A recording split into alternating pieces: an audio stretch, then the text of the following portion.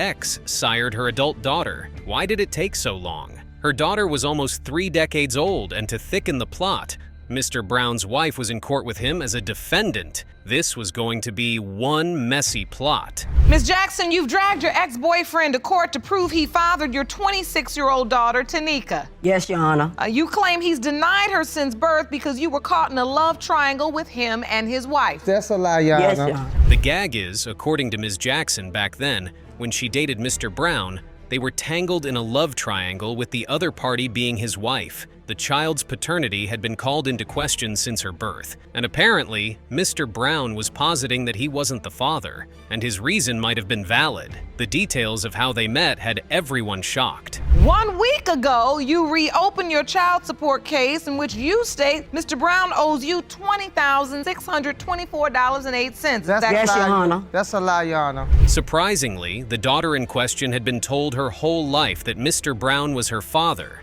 But Mr. Brown and his wife held contrary views. Not to be outdone with getting her piece said in court, Mr. Brown's wife, on the other hand, did not forget to seize whatever opportunity she had to remind everyone Mr. Brown didn't want Ms. Jackson. One would think the affair might have proven otherwise, but surely Mrs. Brown knew better. That Yes, is Your not Honor. true, Ms. Your Jackson. Honor. Yes. That is not My true. daughter and my son. Ms. I Brown, can take care of. your entire life you were told that Mr. Brown was your biological father? Yes, Your Honor, I was. Well, by Mr. and Mrs. Brown, they told me different stories that he might not be my father, but my mother always told me that. It turns out this ill-fated relationship had been built on lies and deceit. Unsurprisingly, it started in the club with a euphoric ambience sprinkled with sugary words, spiced with the right kind of lies. Everyone knows what they say about finding love in the club. This was not a rom-com story. My husband don't want I her. met him at the club, Your Honor. The club. I met him at the club, and we started talking, we started dancing. He told me he'll be back, and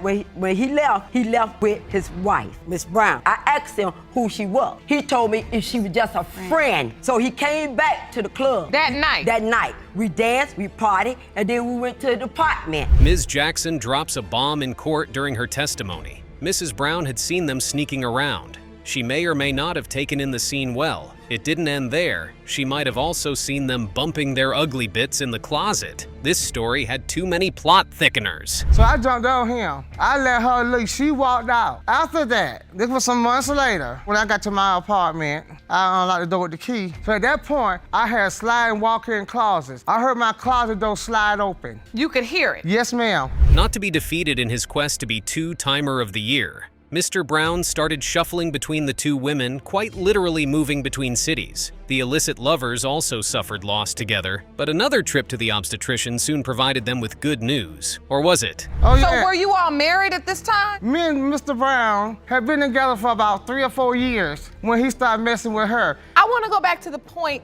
where you realized you're pregnant. We had moved. We moved to Albany, Georgia. Back and forth, he was telling me that he had to come to Jacksonville to take care of business, which wasn't no business, it was being with her. Exactly right. And then he Exactly came right. back one time. I told him that I had a miscarriage. Ooh, things were getting spicier. Despite getting down with Ms. Jackson without protection and a subsequent trip to the doctor, Mr. Brown wasn't about to believe the child Ms. Jackson was carrying was his, especially since he had seen her creeping around with strange bedfellows. So you went together. Mr. Brown, do you remember going with her to the clinic? No, Your Honor, I don't. Do you remember being in a relationship with both of them at the same time, back and forth? Yes, Your Honor. You do. Were you sleeping with both of them without protection? Yes, Your Honor. So why do you deny that Tanika is your daughter if you know you've been with this woman over a span of time? Well, Your Honor, I've seen too many things happen. Like one morning, Mr. Brown clarifies that cohabitation had taken place, and that made him expect a level of exclusivity. Ms. Brown has an outburst in court, and Mrs. Brown reiterates her assertion that Mr. Brown was with her at the time of conception of Ms. Jackson's daughter. Ms. Brown just wanted the truth. Not to be deterred, the 3 older adults argue about timelines and old link-ups. yes, we was kind of like staying together. Oh, so at that point, you and Ms. Jackson were living together? Yeah, we was staying together. Okay. This is what I'm tired of going through. This is not And then about the time their she supposed to relationship, have their relationship. conceived. I don't care nothing What she said at about the time she supposed to what have they had conceived going on. Tanika. This is not He about was in them Jacksonville two. with me. This is about me. This is about me finding the DNA test, not them.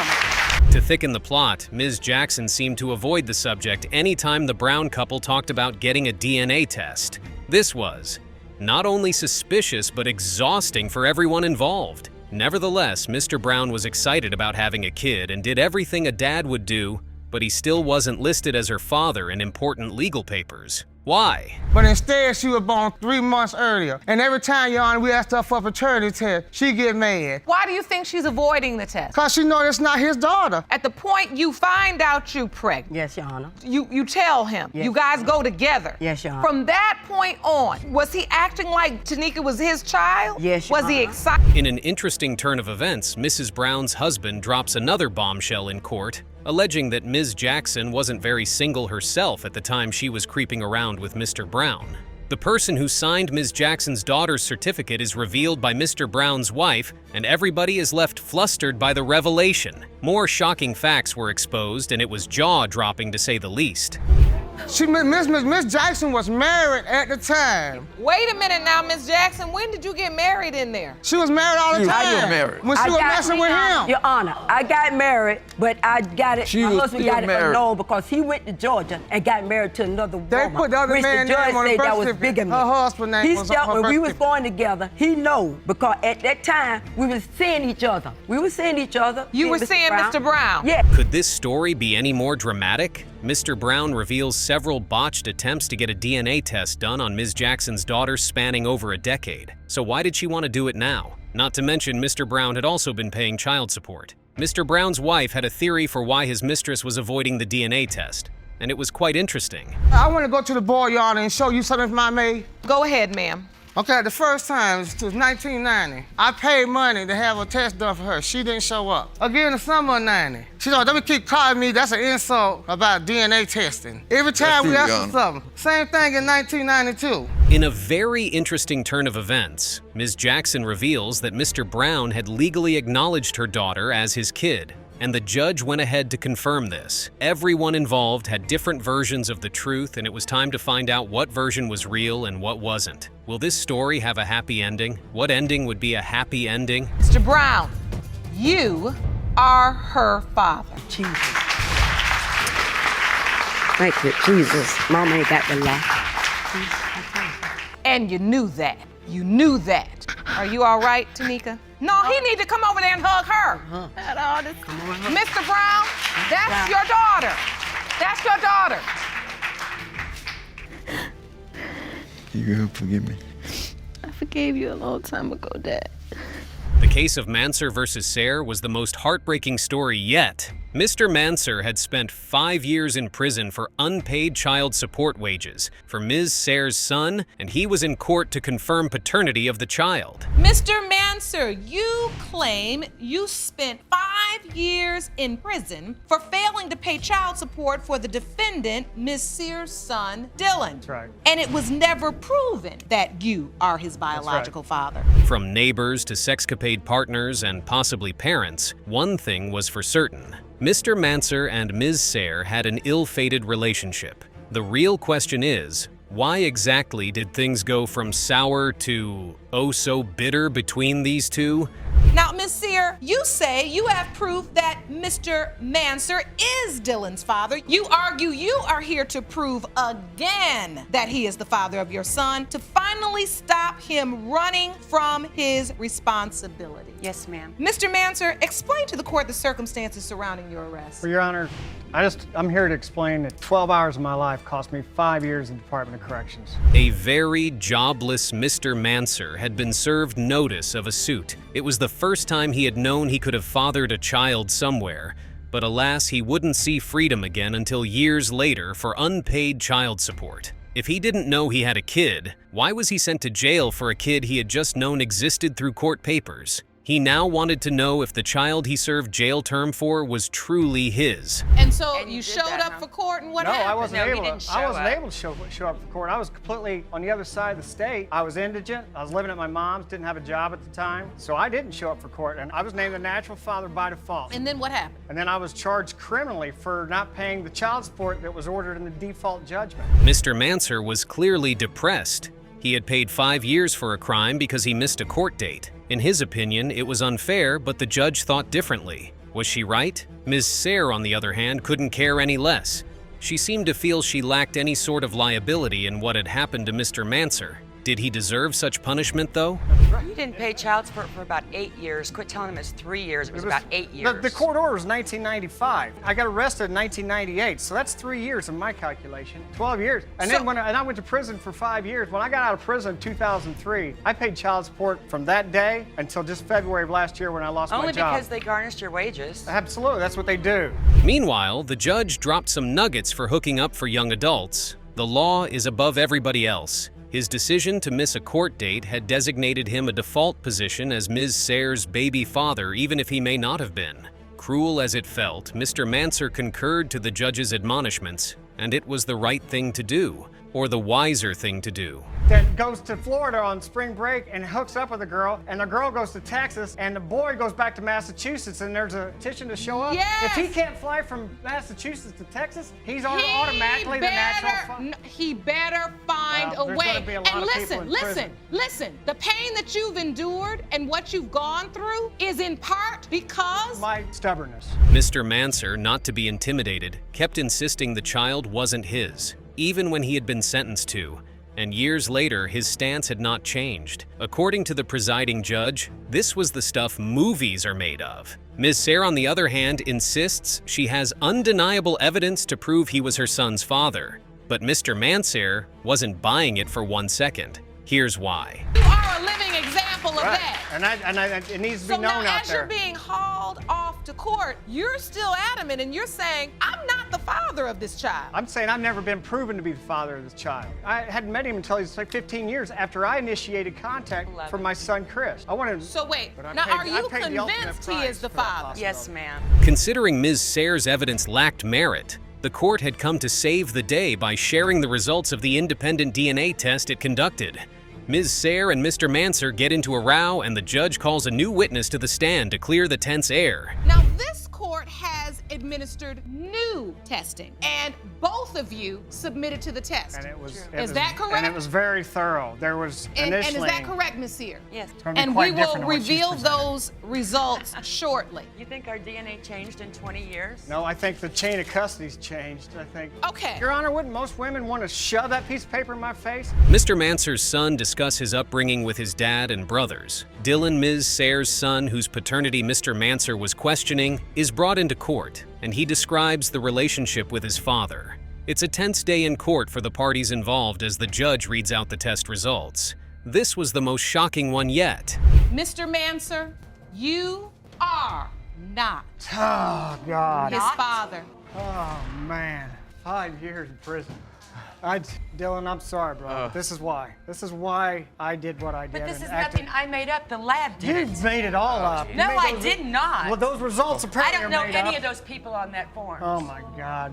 This case was a total disaster. Her whole life, Miss Case had thought her father was dead. But shockingly, years later, someone else was claiming to be her father. Considering she would clock 30 soon, this must have been traumatizing for everyone involved. Miss Casey, you say that for more than 25 years, your mother has told you that a deceased man who is listed on your birth certificate is your biological father. Yes, Your Honor. Now another man, Mr. Edwards, is claiming he is your biological father. Yes, Your Honor. Ripping off the Band-Aid was the only way to describe this. Miss Casey's mom had constantly told her daughter that her dad had been murdered, and so the only dad she knew was dead. However, Mr. Edward thought differently, and he had good reason to think so. In the meantime, growing up without a dad had been sad for Ms. Case. Ms. Ewing, you say you are sure Mr. Edwards is not your daughter's father. In fact, you say you are 100% certain that a man named Otis Hawkins, who you claim was shot and killed, is in fact your daughter's biological father. Yes, Your Honor. Hidden phantom relationships and painful childhood memories. Ms. Casey had ensured that her own kids didn't deal with what she had to go through growing up fatherless. Her mom apparently wasn't aware of her struggles, but Ms. Casey wasn't about to believe that assertion either. I built a bond with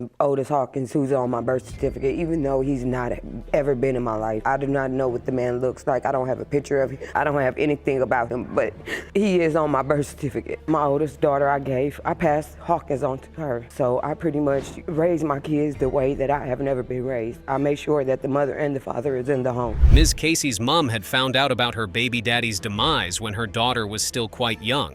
With his apparent cause of death being by a family member, she was not about to traumatize her very young daughter at the time with such news. She does admit she had been having sneaky links with Mr. Edwards at the time, and years later, Mr. Edwards had begun to nurse the idea that Ms. Casey was his daughter. It would appear that Mr. Edwards' child would agree with the notion that she might be his too. Why? It was kind of rough. It was real hard on me. Ms. Ewing, what have you told Ms. Casey about Mr. Hawkins and your relationship? I called his cousin to see did she want to spend time with LaConda, and she informed me then that he had been shot in the head by his brother and he was deceased. LaConda was 7 years old. In an interesting turn of events, Mr. Edwards' daughter was also Ms. Casey's sister through her mom. Considering he had not been Father of the Year with her big sister, he had resorted to more modern means to reach out to her to make some bold assertions. Like, she's certain that I was her sister. So to be clear, Mr. Edwards is your older sister's father? Yes, ma'am. Okay. Mr. Edwards, you weren't in your daughter's life or Miss Casey's life, am I correct? Correct, Your Honor. Mr. Edward had recently suffered loss in the family, and that may have been a catalyst to his decision to search for his other kids. He also believed Ms. Casey shared an uncanny family resemblance, and this was why he believed so strongly she was his kid. I felt like this. We lost one boy. We ain't losing this one. I'm not losing you. Why are you so convinced that you're her father? I don't even understand how I can tell. It's like the hair stands up on my back. She looks so much like my family. She's got everything that my mom had, you know, what my mom looked like. Interestingly, Ms. Casey's big sister had slipped the idea that she was Mr. Edwards' kid by highlighting that their mother had not been particularly honest while dealing with them. However, Ms. Casey didn't share the intuitive conviction Mr. Edwards was feeling.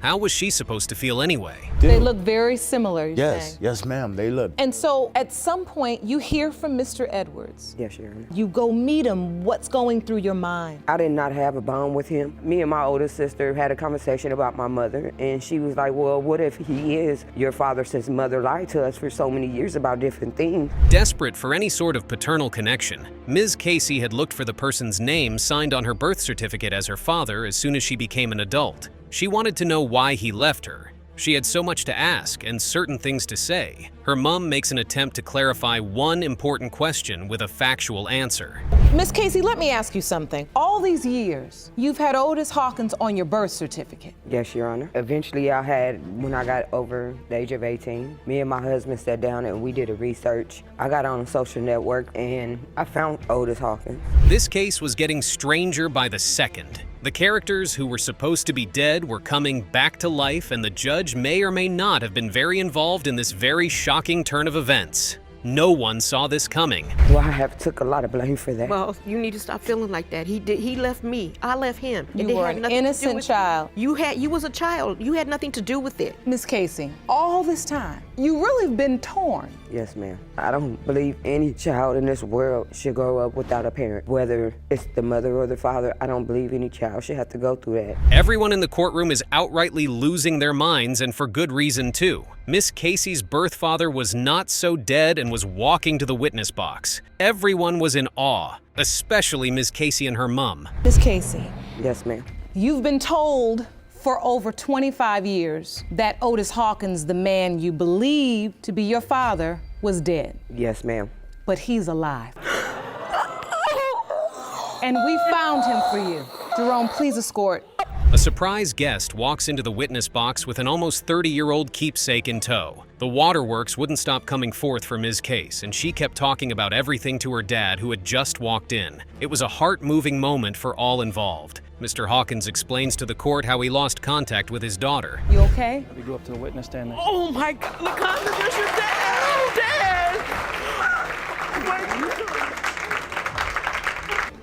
Oh my God, that is me. Let me see. Oh, I got That's this picture. you. My sister lost it. I have this picture. Look at you, baby. This is a picture I had. My teddy bear, my best. I love that bunny. Mr. Snuggles was his name. I used to always take that bunny with me everywhere I go. Having lost so many years apart, Mr. Hawkins was totally psyched about sharing his story and where he had been, but soon thereafter, it was time. The verdict and truth as to which of the two men might have sired Ms. Casey had to be determined, and it wasn't who anyone was expecting. Mr. Edwards, you are not her father. Mr. Hawkins, you are not her father. Laconda, in my heart, you still my child. I know. Ms. Ewing, do you know who her father is? Yeah, I do. And it's His brother. Mr. Hawkins' brother? Whoa! Didn't see that coming. The heart of the facts of this case was like a unicorn sighting. This time around, the father was suing to prove he was the father of the child. Even if the mother had asserted differently, Mr. Brooks was certain Ms. Gooley's son was his son as well, and he might have had a good reason for thinking so. Mr. Brooks, you've summoned your ex-girlfriend, Ms. Gooley, to paternity court to prove that you are the father of her 18-year-old son, Mr. McDonald. Yes, Your Honor. Ms. Gooley, you admit you cheated on Mr. Brooks all those years ago and are here today to prove to Mr. Brooks that he is not the father of your son. Yes, Your Honor. Mr. Brooks and Ms. Gooley were together for over a decade, and it wasn't the most faithful relationship in the books. Even though Ms. Gooley felt otherwise, she didn't tell Mr. Brooks that he may not be the father of her baby throughout her pregnancy. Preposterous as this was, why didn't she continue with the facade? What changed her mind to speak her truth? And that ran, I knew he was my son from day one. You were in a relationship with her at the time? Yes, ma'am. Ms. Gooley, Yes, ma'am. how long was that relationship? 10 years. Was it a committed relationship? No, Your Honor. It was not. No. Did You're you lying. consider yourselves boyfriend and girlfriend? I mean, yeah, Yes. we were boyfriend and girlfriend, but I mean, I wasn't faithful. During the pregnancy, did you ever tell Mr. Brooks that he may not be No, the ma'am. biological father? No, Your Honor, I didn't. A very sentimental Mr. Brooks present keepsakes he's had for almost 2 decades. In an interesting turn of events, it turns out Ms. Gooley and Mr. Brooks strongly suspected each other of snitching on each other to federal authorities. Interestingly, Ms. Gooley makes some powerful allegations concerning her son's legitimacy. When she told you she was pregnant, there was no doubt in your mind that you were the father? No, it was one of the greatest days of my life when she told me she was pregnant. And I just wanted to be a great father. And I got pictures. Let me see those pictures, please, sir. Jerome, will you I've been hand it having these pictures with me for 17 years. She don't have none. Matter of fact, I got about 60 pictures, and she's not in none of them. Accusations of cowardice and denial are fired in court. Mr. Brooks details when last he saw his son, and Ms. Gooley tells the court some really nasty thoughts on his ability to have kids. It may seem as though she had high praises for Mr. Brooks' parenting skills either way. DNA test because he is I not the did dad. everything. I did the paperwork myself. I went and paid for it. The Okay, court well, why gave is me he the not runaround. legitimized? The day they came and got him, this is the day I took the picture. This is the last day. So this is a picture of the exact day your son was taken from you. Yep, January 23rd. And she wasn't nowhere to be found. She'd been gone for like 3 days. I was in jail, Your Honor. Taking things up a notch, the judge ushers in Mr. McDonald's, the child whose paternity is in question, and it turns out that despite several attempts to prove otherwise, he firmly believed in his relationship with Mr. Brooks. Mr. Brooks was standing 10 toes behind him as well, it would seem. However, if it turned out Mr. Brooks was not his dad, he was going to find his dad. Thank you for joining us today, Mr. McDonald. Pleasure. I want to ask you a few questions. Yes, ma'am. And you can just tell the truth to me. That's all I need to know. I want to know, first, Mr. Brooks states that he believes he's your biological father. Yes, ma'am. Do you believe Mr. Brooks is your father? Yes, ma'am. You do. That's been your understanding your whole life? Yes, ma'am. The judge examines Ms. Gooley again about the possibility of Mr. Brooks being her baby father, but she does not see even the slightest possibility of it being true. She also questions his dedication as a parent in Mr. McDonald's life. She clearly thinks he's a hypocrite. Not to be outdone, Mr. Brooks has a fierce rebuttal in place, and he's not about to allow anyone to malign his role as a dad. The judge calls the bickering parties to order and sets Ms. Gooley straight. Mr. McDonald, your son's biological father? I don't see how he can be. You don't see how Mr. Brooks can be? No, ma'am. Why is he not even a possibility in your mind? If you were intimate with him? we were together for so long and I never got pregnant before. I don't God understand. said one time. You know, and he's up here like he wants to be this great father and everything. He ain't done nothing for Demarion since Demarion's been back in our life. Surprisingly, or perhaps not so much, Ms. Gooley starts an argument with Mr. Brooks again on Parenting 101, and the judge shuts it down. Mr. Brooks' enthusiasm about being Mr. McDonald's father had rubbed off on everyone, and it looked like the court gallery was definitely rooting for him. Mr. McDonald expresses his wish to meet his real dad, and on that note, the judge declares the results. Was it a happy ending for Mr. Brooks? Let's see. Mr. Brooks, you are his father. All right! Thank you. How's it feel? Great. Look at my boy. This is my boy. Feels good, sir? Yes, ma'am. Yes, ma'am. You feel real good. This case came with all of the messy details. The case of Portis versus Middlebrooks had the court's gallery on its tiptoes. Mr. Portis was denying being the father of Ms. Middlebrooks' child, Ava. They had been embattled for 2 years, and both parties of the case were not ready to back down in their quest for the truth. Mr. Portis, you and your mother have petitioned the court for a DNA test because you are certain you are not the father of the defendant's daughter, Ava. Correct, You Your say your life has been ruined and need today's paternity results to set the record straight. Is that correct? Correct, Your Honor. Mr. Portis takes the audience on a time machine back to how this battle started. One missed court date in a child support suit had set the ball rolling, and he'd been trying his best to salvage the situation he already botched by getting paternity test. But everything had proven unsuccessful, with things refusing to move the way he planned, including Ms. Middlebrooks. If she was mine or not, we never took a DNA test. We tried to, but it didn't go through. Don't you have to get a DNA before you can be put on child support? We went You together. didn't show up to court twice. It was once. So hold on. You paying child support for this baby? Yes. Thousands of dollars. But you say you've never had a DNA test. No. And that's because you had a court date.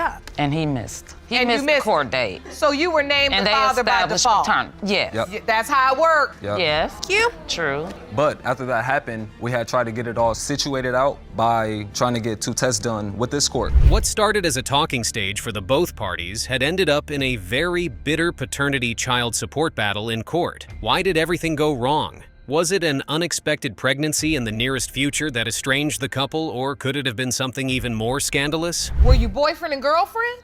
We started talking first and then eventually started dating. It happened fast. At what point did you find out you were pregnant? A few months later. But when she got pregnant, we stopped talking. So like we weren't talking at the time that she got pregnant. Like we weren't talking. But when after the fact that she got pregnant, she had hit me up and was like, "Hey, I'm pregnant and be prepared." We were definitely together. We were definitely together. I called you after I got the text. No, we weren't, because I found out that she had another boyfriend. Ms. Middlebrooks had a different opinion from Mr. Portis on who the strange man in her life was. Interestingly, she also had a different opinion on the timeline of her pregnancy and relationship. Could this duo be any more incompatible? The way you all broke up, then you started dating Mr. Portis. Yes. How soon after you and Mr. Portis started dating did you find out you were pregnant? A month or two later. A month? A month or two. Your Honor, I took her to the hospital. She found out she was like a month pregnant. The other guy that they talking about, a letter did go out to him and she told him that she was pregnant and he's not the father. Ms. Middlebrooks and Mr. Portis lose their decorum, queuing in a lot of choice word salads and unnecessary bickering. At this point, everyone's patience has been stretched thin trying to handle the parties to the case. The judge makes use of her gavel. When was there a relationship? I mean, when were they? Did I have intercourse with you? Were I with you? No, I didn't think so. Wasn't nobody talking to you. So I'm talking to you. Well, I ain't talking to you. As a grown woman, hold on, ladies. Ladies. I'm not talking That's to why you we right now. don't. That's why we don't talk to you. So we don't like you, bro. Ladies, Mr. Portis, tell me how you found out Ms. Middlebrooks was pregnant. She had told me. What was your response? I didn't really believe her at first, honestly. Why do you think she'd lie? I don't know. Unfold your arms. I don't know, Your Honor. Back on track, the judge cuts the tension in the courtroom with some words admonishing the parties for uncouth behavior. Mr. Portis reveals to the court why he was absent on the day Ms. Middlebrooks was in the labor room, and it might have been for good reason. Let's see what they both had to say. Ms. Middlebrooks, Disrespectful. I realize that you may not agree with Ms. Trent, but you have to understand that when you are dealing with someone who's your elder, right or wrong, just keep your mouth shut. That doesn't give her. Hold on. I am going to be very clear.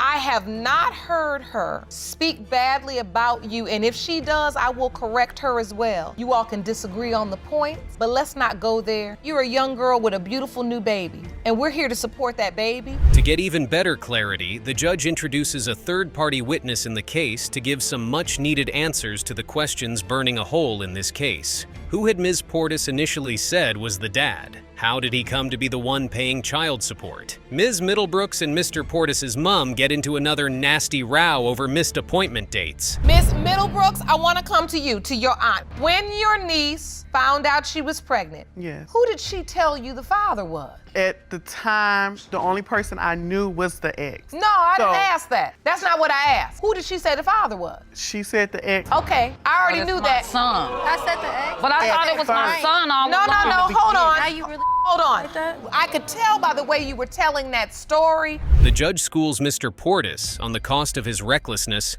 and the very huge consequences of that decision to miss court dates. The Laches principal wasn't going to absolve him of parental responsibility, even if the DNA test proved he wasn't the father. This was a very hard pill that needed to be swallowed. Let's see how he handled that. One, Brian. You can't call Me not being experienced, for work for one me not day. being experienced with court and everything I like that. was telling my I didn't son know that to I was go going to be to defaulted court, as the dad if I 'cause didn't that go. was what was I was gonna in training. happen. I was in training for management, and I didn't know that, like, you know what I'm saying, if I was to miss court, it was going to be this big of a situation. Oh, yes. Now I know. Yes. But I was inexperienced with all this stuff that was going on at the time. This is exactly why I tell people you're making babies, you gotta understand Correct. the system. Yeah. It was time to read the verdict. Invisible drum roll could be heard building anticipation for what was to come. The judge announces the results of the DNA tests, and it looks like Ms. Middlebrooks may have known what she was talking about after all, or did she? Only baby Ava had a happy ending. At least she would know who her dad was now. Mr. Portis, you are the father. You are Ava's father. Thank you, Your Honor. That is your beautiful little girl. Appreciate it. What do you feel, Miss Middlebrooks? Can you tell me? She knows. Now she knows. And that's a relief for you. That's a relief.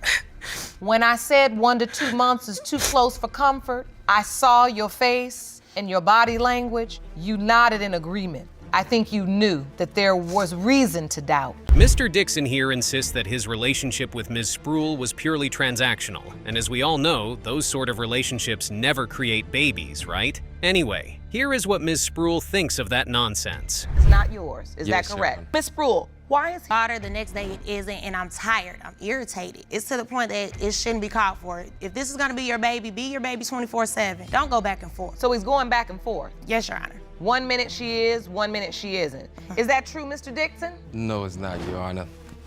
Looks like you've got yourself in a bit of a pickle there, Mr. Dixon. Why would you check on a child that isn't yours? That does not seem like a clever thing to do, does it? Anyway, Mr. Dixon has more truth bombs to unload. On this particular day, my family member wanted to present Sky around. So one day she went to work. It was like, she was like, hey, we're so excited about our newest family member, Sky. So she goes around showing pictures and, you know, excited about it, showing to our coworkers, her bosses and everything. Except for one particular coworker comes out of the blue and was like, whoa, wait a minute, pause. Wait, what? Mr. Dixon says another man's sister claims that the child does not belong to him but to her brother. That is a huge red flag if true. But then he says Ms. Spruill lied to him about having a miscarriage? Well, here is what Ms. Spruill has to say about all of that. Co-worker telling his family member, that same co-worker got on the phone with me and his family member and let it be known his family member was mistaken. He wasn't even around. The other male let it be known he's lying. So when I sent Mr. Dixon the screenshot of these young men letting me know we never had any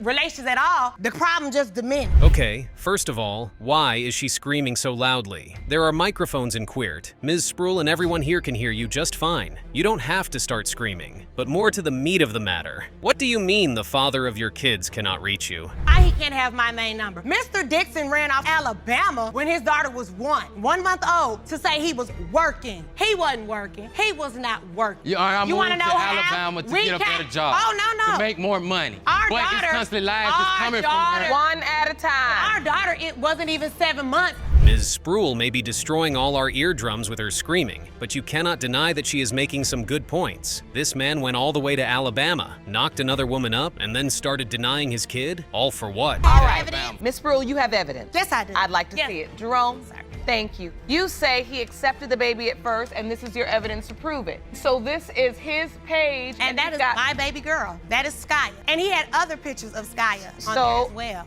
And you claim he's accepting her. He's made her He was so happy. You're saying this isn't a court case. This is a murder. Ms. Spruill is taking Mr. Dixon to the cleaners and he's hardly gotten a word in. He does not even know what to say or do. This is crazy. He better bring something up real quick or the DNA test results will be a mere formality. But before he brings up his evidence, we have to know what happened during Thanksgiving. So, Thanksgiving, they found out you were pregnant. Yes, and after that, I became the devil. This wasn't his baby, this, that, and the third. You so sure this is my child, but yet I'm not on the birth certificate. You weren't there when she was born. What you mean? But yet you we kept wasn't talking there. about me putting myself on the birth certificate, and I even came up with money to change her last name. But you kept pushing it off. But you so sure this is my child. Whoa, that is heavy. But the issue here is if Mr. Dixon is really the father of the child, his name has to be on the birth certificate. It is his right. It hardly matters whether he was there for the birth or not. Ms. Spruill has another excuse for this too. The day we were supposed to go get it changed, Mr. Dixon ran right back off to Alabama. Lies. Oh, you did? I didn't leave. You were there for a week. You was there the first week of her life. Me and Mr. Dixon are on good terms. He's daddy of the year. Me and him fall out. Skya doesn't exist. And that's what infuriates me more than anything. I don't care how you feel about me. She has a point there. Anyway, it is time for Mr. Dixon to finally speak his mind and offer his evidence. Why does he think this baby isn't his? Let us find out if there are any big reasons for his doubts. Come to a point when you instead of saying this baby got blood transfers, 4 or 5 blood transfers. My baby has the baby got a brain problem. The baby got a hole in the heart. Dang, this baby got this much problem and she just got here. It's called vehicular heart defect. This baby still got here. Why you still lying on this child like that? The thing is, you would never come to the hospital, so how did you know I was lying? And this is another reason why I know Well, at least we got all that screaming out of the way. Now it is time to find out the truth. Who is really the father of this baby? Mr. Hunt or somebody else? Only one way to find that out. Mr. Dixon, you are the father. You are her father. Thank you. You feel relieved, Miss Spruill? I do. How do you feel, Mr. Dixon? I'm excited.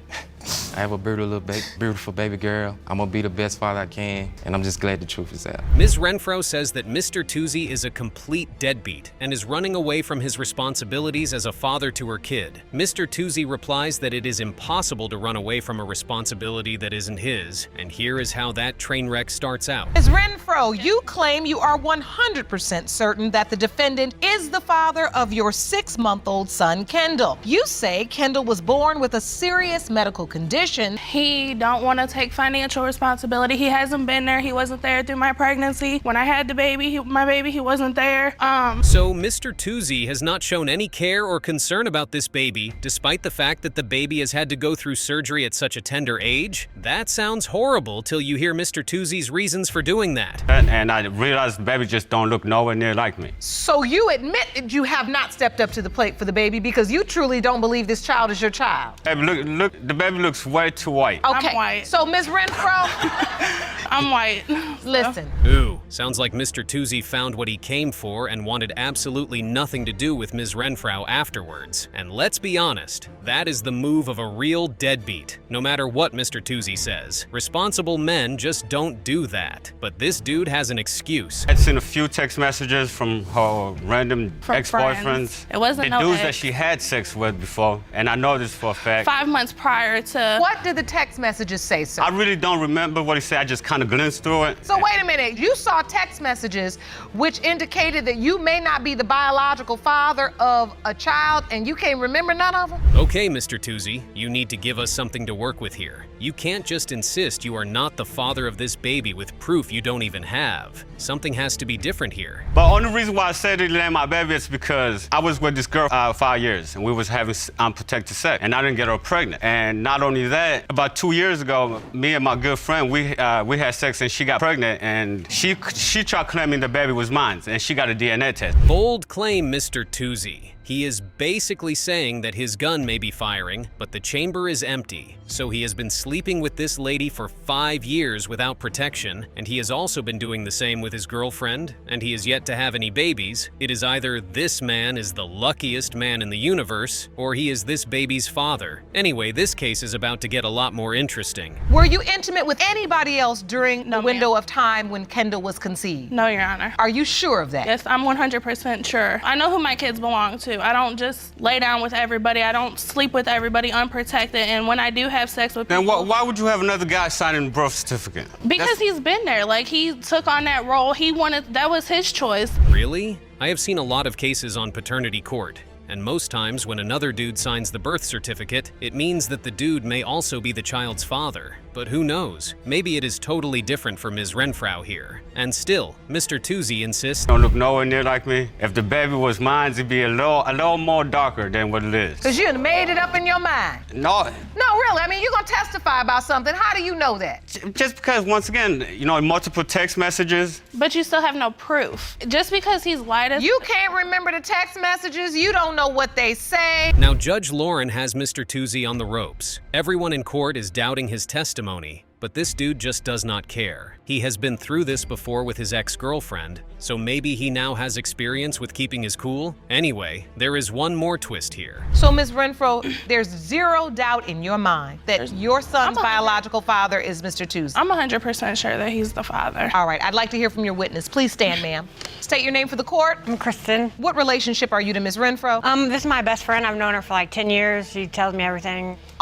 So Ms. Renfrow has her best friend in court today. This means they must have rehearsed what they are going to say, right? Even if she turns out to be lying, she must at least have gotten her stories straight, right? Well, let us see. Dad, I believe her. I don't believe she's a lie. And if there was a possibility, I think she would tell me about it. Mr. Tuzzi, he's a good guy, you know what I mean? Like, I don't think he's doing this purposely because, like he said, she was texting whatever, texting a guy. Well, there was like somebody that she had slept with around time, but it was she was protected. Hold on, don't gloss over that. Don't talk so fast. Sorry. You said there was a guy she had slept with during the time? Wait, stuff happens? Really? This woman has told the court that there is no other possibility, and then her best friend says there is another possibility, and her reply is to giggle and say, stuff happens? So what happened? How many men were you sleeping with when you conceived your child? One. Testify to that. One. Okay, so what's the one your best friend remembers? Okay, yeah, there was a dude before I got pregnant, but we did use a condom, and it was, I don't know. So are condoms 100% effective? No, ma'am. Okay, so the truth is, the real testimony is, you did have sex with someone else. Yeah, that is the real testimony. Anyway, it is time to finally get that test result and see who exactly is lying here. Is Ms. Renfrow telling the truth, or did she plan on playing some crazy games? Mr. Tuzzi, you are not the father. Yes! Oops. Told you! Oops. Calm down, Mr. Tuzzi. Calm down. This ain't a stadium, and the child's life is truly at stake now. Yes, Your Honor. Ms. Renfrow? Yes, ma'am. That's not your child's biological father. That's fine.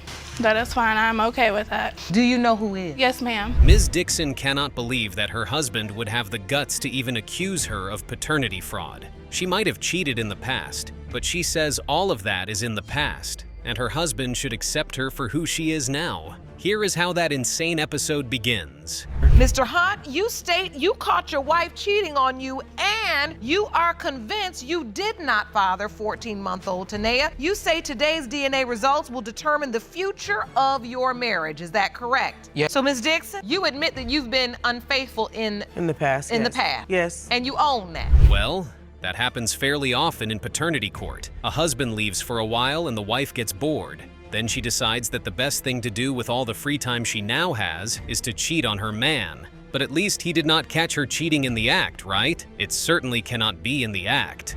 Okay, so when I walk hard, I hear the noises and I knock on the window and she blatantly give me the look like, and so what? You see what I'm doing? And what was she doing? Cheating. She was with the guy doing whatever she wanted to do. So your wife was having sex with another man in a car out front of your house? Yes. You were trying to get caught. Yeah. Because you wanted to be in front of the house. Wait, what? He caught her right in the act? And she says she allowed him catch her because she wanted to get their relationship back on track? That is a mighty weird way to try to get any relationship back on track. So what happens next? Due dates from the time I conceived her to the time they said I was due. I didn't sleep with him. That was a one-time thing. Okay, but that's all it takes. Yep. Yeah, that's You true. know that. That's true. So you had sex with this guy one time out in front of the house. Yeah. Was it protected? No.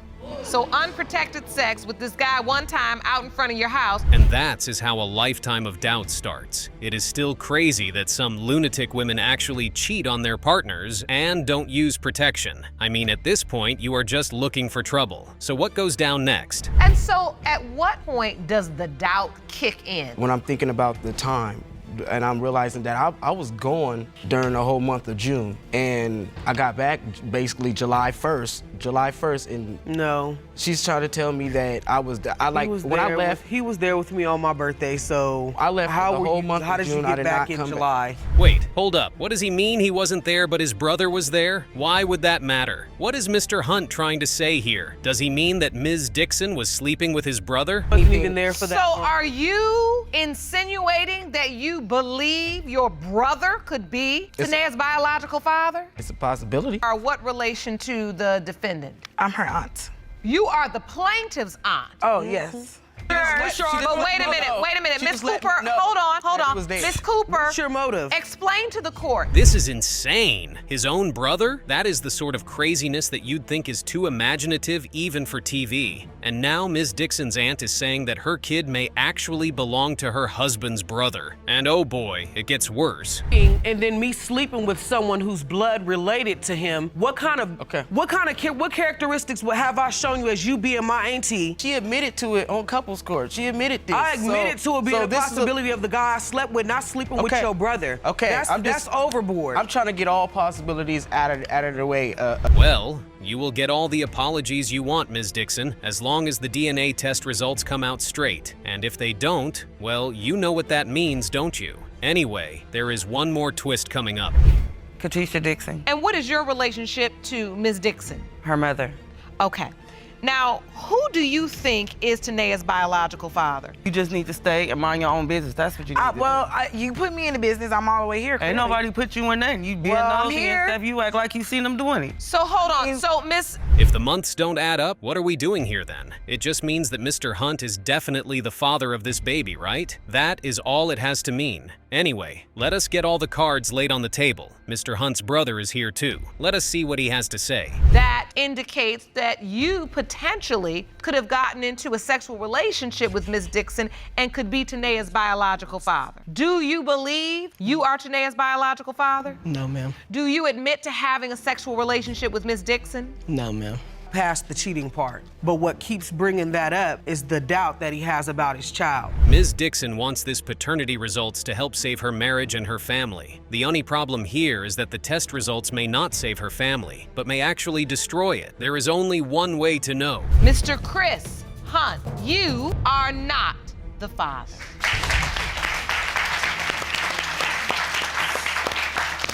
Mr. Stephen Hunt, you are not the father. Who is the daddy? You are not the biological No. Who the daddy, Janae? No, it's no possibility of nobody else being her dad. Except for the guy that I cheated with, but... The DNA doesn't lie. Mr. Wilson can bet everything he owns on the fact that he is not the biological father of Ms. Butler's 2 kids. Ms. Butler says that is a total lie, and she has been faithful to Mr. Wilson. This couple have 4 children between them, so you know the results of this test has far-reaching consequences. Mr. Wilson, I'll start with you. You say you are adamant that these 2 children are not yours. Explain. When we first got together, at the time she had the baby, she was a liar, cheating all the time, had multiple guys running out of the house. all on the internet. I mean, you know, go to the apartment, everybody talking about who she messing with. So you say these kids aren't yours? No, they're not mine. That is a very strong way to describe someone who has 4 kids with you. This means that Mr. Wilson certainly has a lot of evidence to prove his case, right? Well, let us see. Let us see what Mr. Wilson has to say. So let's start with Zariah. Can you take me to the nature of your relationship around the time Zariah was conceived? Where were you in your relationship? She was living at home with her parents at the time, and one time I go up to her job to see her at work, take her some lunch, and I seen her get out of another guy's car. And I got her cell phone, and I seen that she'd been in a whole nother relationship with this other guy. Hold on now, Ms. Butler. The things you are saying sound kind of nuts. Of course you can be in a relationship even if you are not living with someone. She says she loves him, but Mr. Wilson says that is nonsense. I mean, I did love him though, I really did, but... No, she didn't. I did love you, but I just... I mean, if you love me, you wouldn't have never called at work with another guy. And I read the text messages, calling him daddy and all that stuff, and yes. One. Her family didn't want us to be together because of age difference. Okay. You know, I understand that, you know. She sending naked pictures of other guys. The same picture she sent me. You sending the pictures out? Yeah, I did.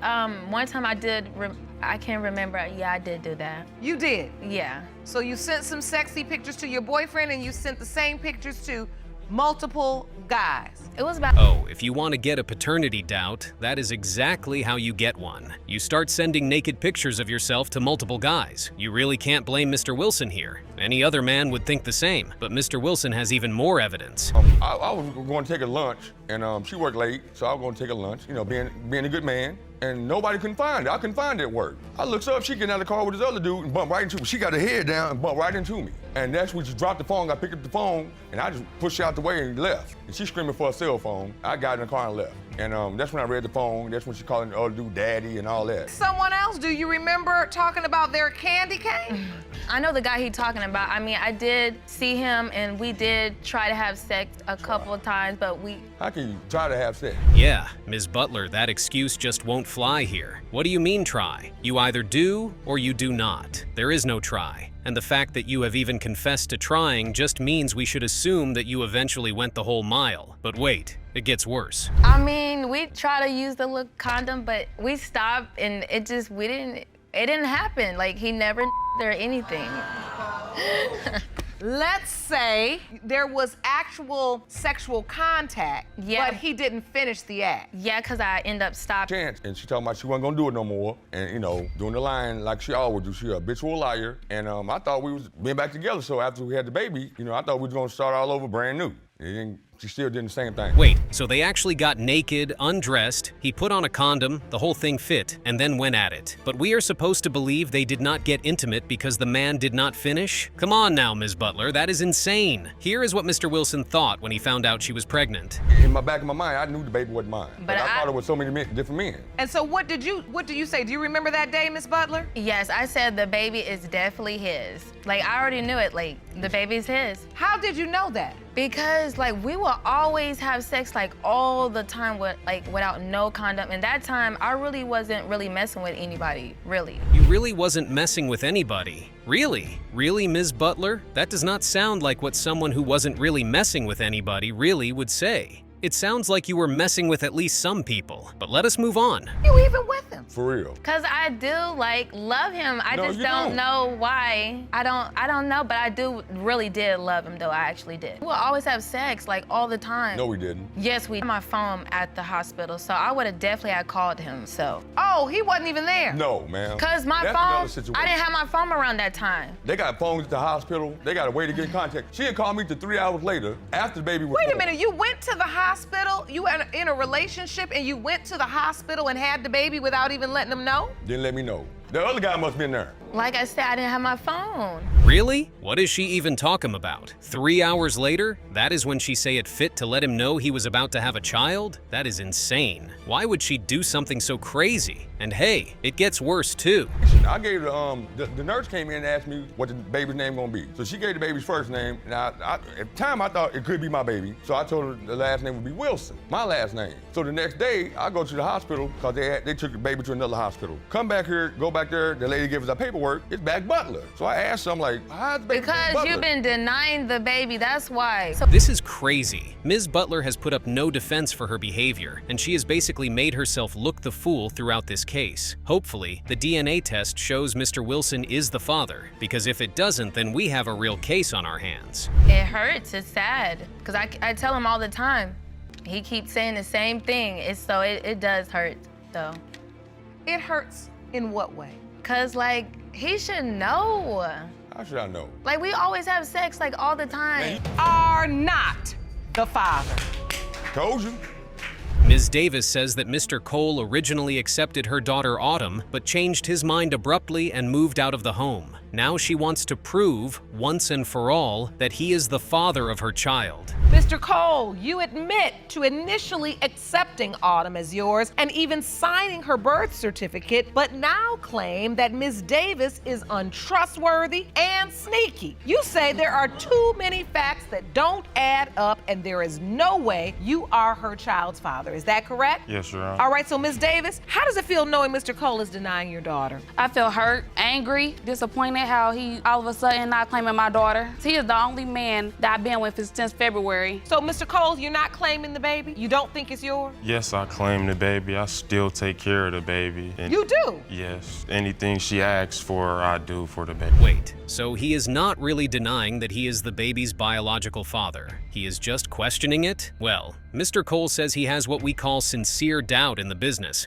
and believes that doubt only goes away with a paternity test. What does Ms. Davis think? Yes, I had met Mr. Cole at a basketball game, a homecoming game, and we had Google eyes with each other. We had exchanged numbers, and we had chill a couple times. So you continue this relationship, and at some point you find out you're pregnant? Yes, ma'am. After me and Adrian have sex a couple times in February, I have found out I was pregnant March 21st. I was 4 weeks pregnant. Like a week later, and someone walked up to me. She wasn't even pregnant that long, and people were walking up to me saying that the baby might not be mine, you know. Oh. And then after a guy wrote her in her messages and was mad that she was pregnant. He wrote her right after she told me she was pregnant. Oh, now that is nasty. Ms. Davia insists she was seeing Mr. Cole throughout February and says her dates match up.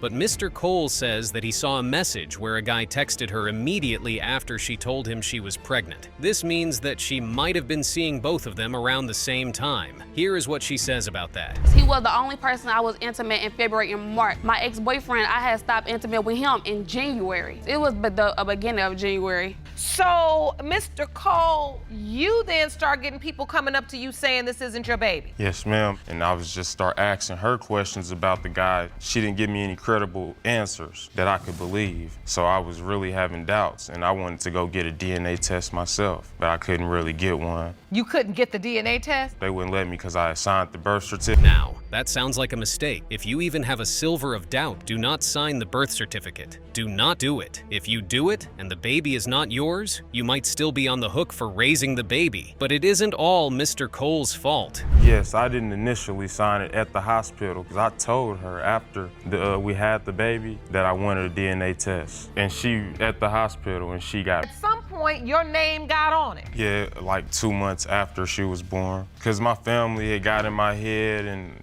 she looks just like you, that's your twin. And you accepted Autumn as yours, or you still had doubts? I accepted her as mine. You did? Yes. Because your family had convinced you? Yes, ma'am, but then like 2 years, she was about 2, she uploads a picture on one of her social medias. The same guy who wrote her when she first got pregnant writes her again and says, your daughter looks like my kid. Really? That is cold. But what is this picture she uploaded on the internet all about? Why would her ex just comment that the kid looks just like his kids? Well, it turns out that Ms. Davis turned into Ms. Polster USA when it came to the question of paternity. I did that because, like he said, people was coming up to him asking him was Autumn his, and I just did a split image of those three and was asking the same people who does Autumn look like more, because I'm 100% sure that Adrian is the father of Autumn, and I was getting other people's opinions and everything, and they all said that Adrian's. Where would you get in your mind that you're gonna split screen your daughter's face with 2 different guys and send it out to take a poll? That's what I said. I was just mad and angry. Who were you mad at? I was mad at him because he was going around also and was telling people, oh, I have doubts that Adam was mine, because people also was come to me and tell me that that Adrian's not.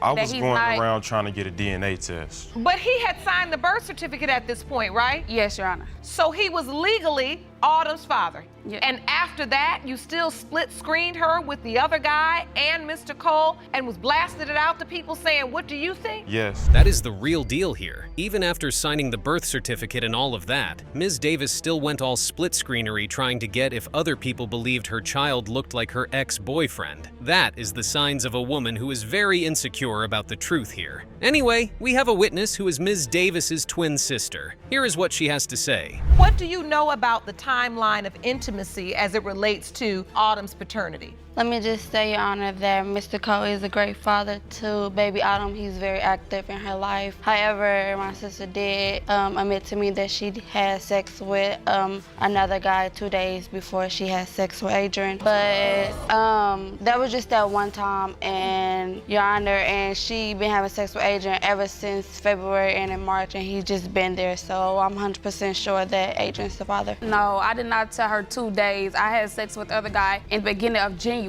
I didn't tell her. That's two different statements. Beginning of January doesn't sound nothing like 2 days. But I didn't tell her that I had sex with him 2 days before I had sex with Adrian. Well, I didn't surely tell your her sister that. wouldn't just make this up. She's called into court today to tell the truth. But I didn't tell her. Whoa. Did they not rehearse this testimony at home? Or is Ms. Davis's sister just making up lies here? But that sounds way too specific to be a lie. Ms. Davis insists this is a lie. Let's see if we can get more clarification. I remember her saying 2 days before she had sex with Adrian. So if that's the case, the 2 days before you started having sex with Mr. Cole would have been around February the 11th, and that would be the other guy. Why would a question concerning paternity or a conversation concerning paternity even be relevant or of issue where you would be having this conversation with your twin sister if there was absolutely no other guy in the picture ever besides Mr. Cole? She knew about the other guy in January after I told her, but I did not tell her that I had sex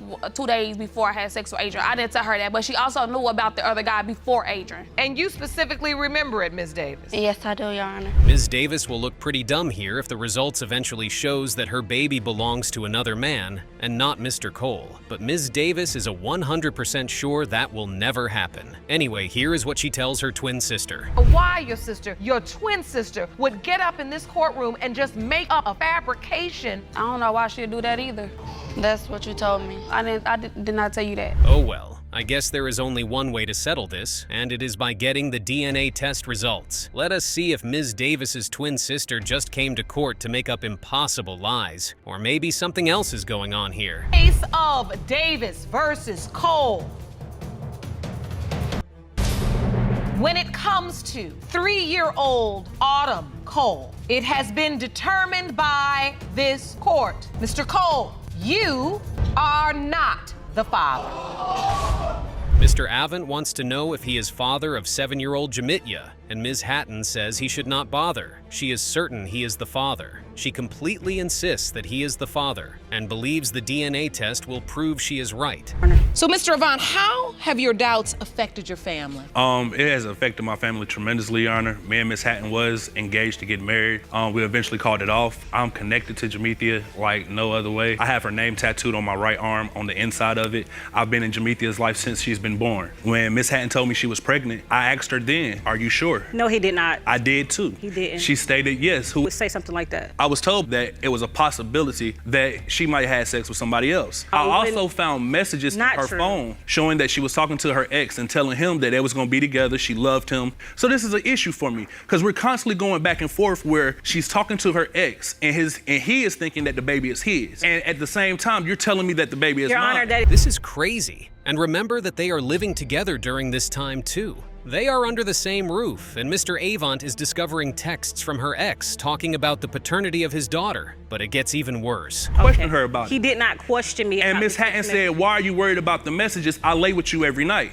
And I said, yeah, this is true. That is not even But at how the same this came time that you're about. laying Not with at me all. every night, you're telling him Not at all. that Your y'all Honor, are gonna be together, that you love him. When it came up to me being pregnant, I lived with my aunt. Jamal came over that day because we took multiple tests to figure out, okay, I am pregnant. This other guy, was he in the picture? picture? No, he wasn't in the picture. He was around asking about the baby. Are you guys gonna let me come and actually go to the doctor since this is a possibility that I could be the father of her? And how did you respond? I told him I would talk to Jamal about it. Whenever I talked to Mr. Avant about it, he would go off about it. He's like, he doesn't need to be here. Wait, did Mr. Avant know that this kid could belong to another person from the very beginning? And now she is standing in court saying that Mr. Avant is certainly the father. How did she get rid of her doubts? I was involved. Me and him hadn't had unprotected sex since September. Me and Mr. Avant had, the first time we had sex was in October. Was the 11th of October to be exact. And when we had sex on the 11th of October, at that time, we did have unprotected sex. Yes, we did. A couple of weeks later, Mrs. Hatton is saying that she's pregnant. Mr. Avant was on the phone with me when I found out I was pregnant. He was the first person to know about it. Okay, that sounds all well and good, but that cannot be the whole reason, right? There has to be something else, right? Was she not aware of the difference in dates when she was pregnant with the baby? Well, when did Mr. Avant start to doubt anyway? Doubt. I started to doubt in the beginning, and then I started to doubt more after I started hearing stuff from her family saying that she's not trustworthy, that some of the stuff she say is not true. It came up a point that the doctor, the first OBGYN, had gave us the first due date. That first due date was July around the 14th. She ended up switching OBGYNs and going into a new one. The new OBGYN said the date was gonna be August 25th. That is so not true. That's a whole 5-week window. Not even true.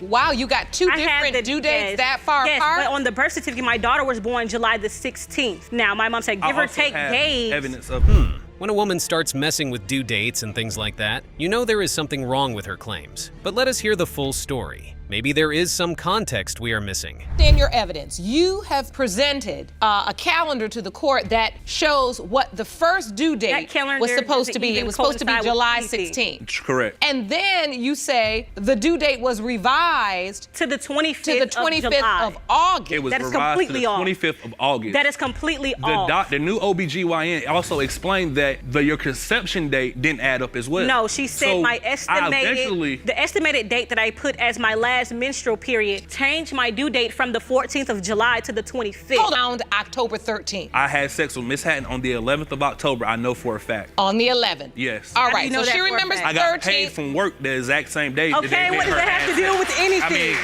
I can add my dates up. If we hit calculate, you get the birth date should be July 16th, 2014. When was Jamethia born? July 16th, 2014. It seems that Ms. Hatton was correct. She actually gave birth on the right date, and all of that adds up. So what is Mr. Avant's headache? Why is he being so difficult? Well, it seems there is a reason for that. Because we was trying to break Mrs. Hatton water to go ahead and get Jamethia's here.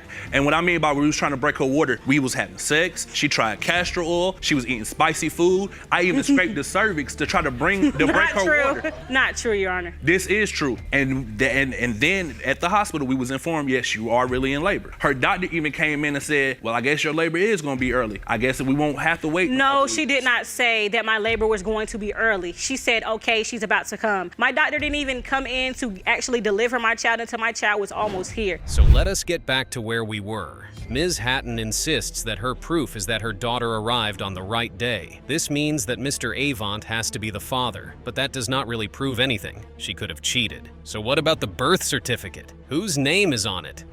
He actually, Your Honor, he filled out the birth certificate himself. I didn't see the birth certificate until I purchased it. Mr. Avant signed it. Because when Ms. he wrote it out, everything. When the paperwork was presented to us for the birth certificate and also for the legitimization paperwork, I asked Ms. Hatton, did you want to fill it out or do you want me to? At this time, I said, I will let my aunt fill it out. He said, no, I want to fill it out. Either you can fill it out or I can let my auntie fill it out when she come back up. No, I did not. And so I filled it out. But if you had a doubt, why sign? Exactly, why sign the birth certificate? Why did you get her name tattooed on you? Why have you been here this whole time? In the beginning, Your Honor, I told him from day one, Jamethia, if he felt like it wasn't his, he didn't have to be It's not about me and Miss Hatton. It's about Jamethia. It is. I've been in Jamethia's life before she was born, and I'm still here. I'm connected to Jamethia, so it's gonna be hard for me to leave Jamethia. Mr. Avant clearly loves this baby so much. We can only hope that the DNA test comes out and proves that he is the father. Anyway, Mr. Avant isn't done with making his own accusations. Of our daughter, when she was sitting in her her car seat, she was smiling, cheesing real hard. He then took a picture as well with him smiling and cheesing real hard and posted it. What do you think about my kid, Your Honor? And when as a matter of fact, the picture, me and Mr. Avant were sitting at home on the sofa. He was like, "Hey, what you looking at?" I said, "I'm looking at this." I said, "Look at this. Look what he posted on Instagram." He and was I like, spazzed, really? Your Honor. Why are you letting him do that? Why are you letting him do that? I told him to take it down. What he said is Jamal shouldn't be so insecure when he knows it's his baby. Is what he said. What is the purpose? They look exactly regardless alike. of whether the fact that's my baby or Everything not. about them looks just what alike. is the purpose? Your Honor, can I show you? That is insane and places a lot of doubt on the paternity of this kid. It does not look or sound like Mr. Avant is the father. There are really too many red flags here. There is only one way to find the truth out. Now I have to go back to my son and tell him, you ain't got a sister. You still the only child. I now have to... Results were prepared by DNA Diagnostics,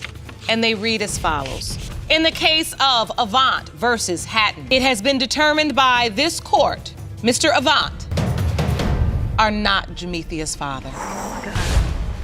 Seeing blood sisters in paternity court fighting over a man definitely couldn't have been on the list of reasons Judge Lauren decided to start paternity court. Blood sisters? Oh, we need to know what and where exactly things went wrong. Hayes, you say that your sister, the defendant, claims to have a child with your husband of 10 years, and you have petitioned the court for a paternity test. And you are here to warn her that when he finds out her baby is not his today... Holy Mary, Mother of Christ. For the fact that Miss Haya's husband stepped out of their marriage of 10 years is ridiculous. To make matters worse, he did so with another member of the Haya's family. These sisters genuinely are at each other's throats because of a cheat, but they prefer to look away from that aspect. What a shame. I came home and found him and her in our bed naked, and I just, I can't believe it after everything I've done for her. I knew that they were sleeping together, but to put it in my face and be in my bed and me walk in and catch them naked, why would it be any different? She slept with my first husband and my second. What? She slept with her sister's first and second husband, and she still gets the chance to stay in her new home? Maybe Ms. Hayes really doesn't care about her marriages. More importantly, Ms. Hayes doesn't care about her own mental health because they would make anyone mad. And I didn't even know about my second husband until my dad and she had told me around each of them in the same predicament. So you're not denying this, No. Ms. Hayes? Just so the court can clarify, this was your younger sister? Yes. I've had custody of this girl since she was 11. The choices that she made between... That's a sad story from the senior Ms. Hayes. Probably she just couldn't bring herself to push her younger sister away, even when she's destroying her marriages and hurting her in the worst ways possible. My life, myself, my morals, everything. And when I got clean, every time you picked up a phone when I got clean, I had been an addict and homeless for 15 years. It wasn't your mom. And I didn't know how to be respectful. I didn't know how to be a woman. I didn't know how to be a lady. Another emotional story from the junior Ms. Hayes. But hey, Ms. Hayes says she couldn't go to her older sister to ask for sexual favors, even though she did come through for her in every other aspect. However, Ms. Hayes thought the best way to handle her sexual desires was to give free passes to her older sister's husbands. Everything was great. We would live together, hang out together. I would hang out in her room, watch movies. And at the same time, she's lying to him about things that I'm doing to get me and him to argue so him and her can go off and spend time together. And at some point, she says, "Corey, make my sister feel like a woman." I'm sorry. Maybe she did it for my best interest. He came to me, yeah. and I said, do what you do. Oh, that's a totally different turn right there. Ms. Hayes told her husband to make her younger sister feel like a woman, and she's trying to act like the victim? That's just over the top. Ms. Hayes Sr. and Jr. and even the husband that agreed to go for it should be blamed. These three individuals were out of pocket for that one. Approaches you. Is there any part of you that just says, this woman has done a lot for me? That's one thing I'm just not gonna do. I tell her today that I'm still grateful for her. I did not go about our relationship the right way again. Yeah, right. At least some sort of decency could have come from younger Ms. Hayes' side, even if her older sister was in an open relationship or not. Going for it because her sister said so just seems like she had been thinking about it prior. Who knows if it had even happened before her sister's words. Why do you believe if you've let them go off into the sunset into this relationship and you know they're together, why do you think he's not the father? 6-year-old son. Well, actually, he's older than 6 now, and he raised a son that he believed was his for 6 years. Oh, so the man in question allegedly can't have children according to his wife of 10 years. Now this case is getting divided into so many parts. The sister's betrayal, impotency, and even a marriage on the brink of its end. Guessing Judge Lauren can help with just one, and that's knowing if Ms. Hayes' husband fathered her younger sister's daughter or not. There are questions that you may not be this beautiful little girl's father. Now, are you also in question about that? Yes, ma'am. I'm not gonna lie, deep down inside, I do have some doubts, and that is because of, I've been through this situation twice before. Mr. Hills doesn't even feel remorseful. He's in court talking about how he's been a victim of paternity fraud twice, but he's cheering on Ms. Hayes' younger sister that the baby is his. Let's just get to the results because this family drama won't be ending anytime soon. Comes to 10-month-old Kayla. It has been determined by this court, Mr. Hill, you are her father. Mr. Brock here seems like he's trying to get an easy pass to stop fulfilling his duty of being a responsible father to 2 daughters and another baby still in Ms. Almanza's stomach. It's a strange case, but trust Judge Lauren's paternity court and DNA test result to do justice to the situation. Mr. Brock, you claim you have been supporting Ms. Almanza's 2 children for the last 5 years and are convinced they are not yours. You have petitioned the court requesting a paternity test to determine if you are the father of the children in question and the one she is currently carrying. Ms. Almanza looks like she's in high spirits as she's smiling from ear to ear. It seems like Ms. Almanza knows something we don't know, seeing how she's even willing to accept the lie detector test. Maybe Mr. Brock needs to think about this paternity situation all over again. After an 11-year relationship, do you believe the defendant has been lying and the kids may not be yours? We've been dealing with each other for like 11 years or whatever, but the foundation of our relationship wasn't based on, husband, wifey, this was somebody who I was messing with during the time I was basically ending a relationship. Mr. Brock's doubts seem valid, but he isn't innocent too, though. Ms. Almanza was fairly in the right too. They weren't in an exclusive relationship, so she had the right to not want to be loyal to him, but a baby springing from the time there was more than one sexual partner is the uncomfortable part. But again, Ms. Almanza won't stop smiling. There may be more to her smile. Before I was incarcerated, she told me that she was a certain amount of months pregnant or whatever weeks or whatever. Okay. Okay, I agreed with it, whatever. But then when I got incarcerated, she had a doctor appointment, and the timing was off from the time she said she was pregnant. Okay. So. Yeah, he asked me. He didn't say anything or deny my daughter. He just asked why the timing was off, because it's gone by weeks. It's not gone by months, how he was counting. Again, Mr. Brock's doubt is valid, but that was just for one baby. How come he's doubting paternity for all 3 babies? And the worst part, as revealed by Ms. Almanza, is that Mr. Brock is still messing around like he did with her when they started. Who knows if he's just trying to wriggle his way out of being responsible for these 3 children? Who knows? You're currently living together. Yes. You are obviously pregnant, and you just said he's still messing around? Yeah, I'm pretty sure he is. I'm pretty sure he DNA test is. before, so it's like it's not. How do you know that, Ms. Almanza? How do you know that? He's had a child with my relative.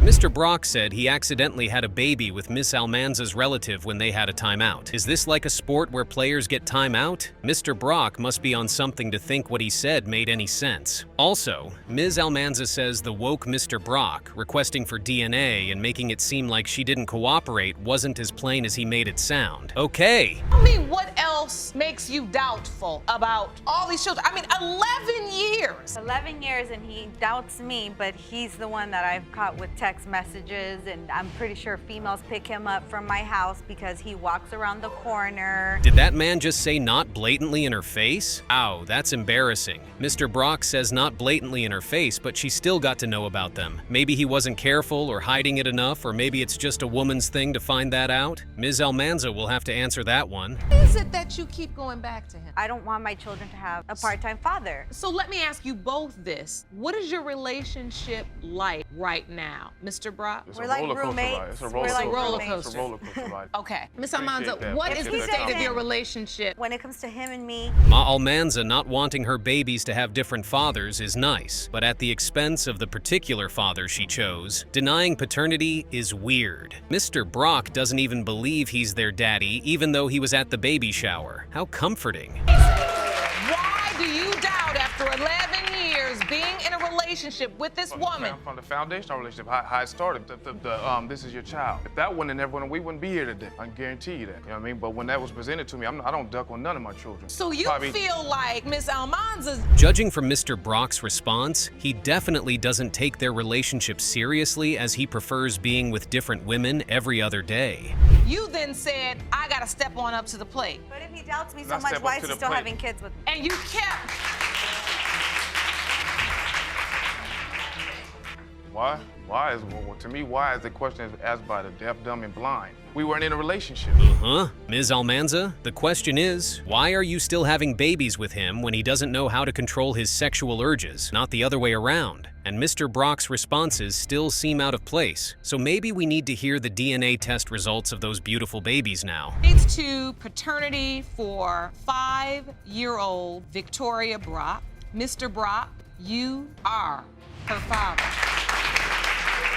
Nobody likes their partner cheating on them, but do married folks who stepped out of their marriage also get the right to be pissed about their side piece cheating on them? The answer to that should be a big no, because why is the pot calling the kettle black? Gibbs, Miss Phillips, you are suing your ex-boyfriend for $1,000 in child care expenses you claim he has ignored since denying that he is the father of your 2-month-old daughter, Jordan, whom he refuses to meet. Today, you have petitioned the court for a paternity test to prove he is the father. $1,000 in child expense seems to be Ms. Phillips' problem, as she's in paternity court requesting for that from her supposed baby daddy. However, her supposed baby daddy isn't willing to cooperate to pay her the money. Mr. Givebees believes Ms. Phillips is a promiscuous woman, and that means the 2-month-old baby isn't his. Tell me about your relationship with. Well, Your Honor, I thought it was gonna be the best situation. I thought that he was actually the one for me, you know, and I think it started for me when, you know, he went to this convention,